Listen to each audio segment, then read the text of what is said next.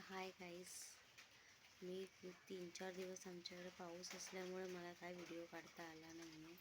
म्हणून माझे सबस्क्राईब पण खूप थांबले का ते काय समजत नाही आहे.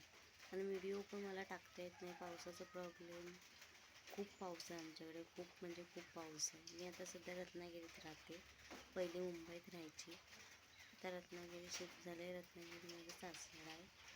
आणि खूप म्हणजे खूप पाऊस आहे आमच्याकडे, भरपूर म्हणजे भरपूर पाऊस. आणि रेंजचा प्रॉब्लेम, नेटवर्क खूप खूप प्रॉब्लेम. रेंज येते जाते, मग मला व्हिडिओ काढता जमत नाही आहे. प्लीज माझ्या चॅनलला जास्तीत जास्त शेअर करा.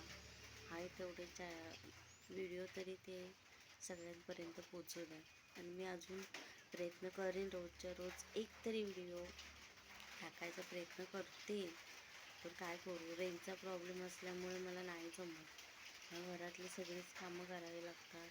हे बाबू लहान, आता माझा बाबू आहे, त्याला शाळेत सोडावं लागतं, त्याला शाळेतून आणा, त्याला खाऊ, सगळंच नाही जमत.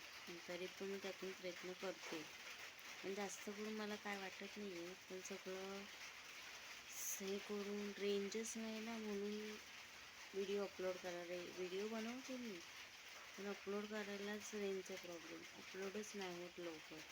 आणि एक पोस्ट मी अशीच टाकली होती, रील्स टाकली होती, तर त्याला मला कॉपीराईट म्हणून आलं. मी ते कॉपीराईट नव्हतं, इंस्टाग्रामच्या ह्याच्यातून रील बनवलेली आणि ती सेव्ह केली होती. आणि ती मी आता यूट्यूबला पोस्ट केली होती, तरी पण माझं कॉपीराईट आलं. ते कसं काय आलं काय तुम्हाला माहिती असेल तर मला सांगू शकता कमेंटमध्ये. असं येतं का कॉपीराईट इंस्टाग्रामवरचे होते. पण माझे अगोदरचे पण व्हिडिओ टाकले होते, तर एका पण इंस्टाग्रामच्या व्हिडिओला यूट्यूबला टाकलेले, एका पण याला कॉपीराईट असं आलं नाही. पण त्या दिवशी मी एक व्हिडिओ टाकला बाबूचाली माझा, पण त्याला कॉपीराईट आली का ते काय माहीत नाही. त्याला एवढंच मला बोलायचं. तर रेंजचा प्रॉब्लेम असल्यामुळे मला रोज व्हिडिओ टाकता येत नाही आहे. आणि आज जरा लॉंग व्हिडिओ केला, जरा 3-4 मिनटाचाच. मला कमेंटमध्ये नक्की सांगा. चला बाय.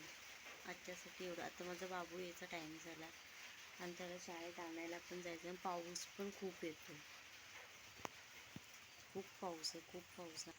हे बघू शकता तुम्ही कसं धरलं. आता जरा गेलाय तो, एवढं जोरात येणार आहे ना. आता आला तो, खूप काळोख केला त्याने खूप.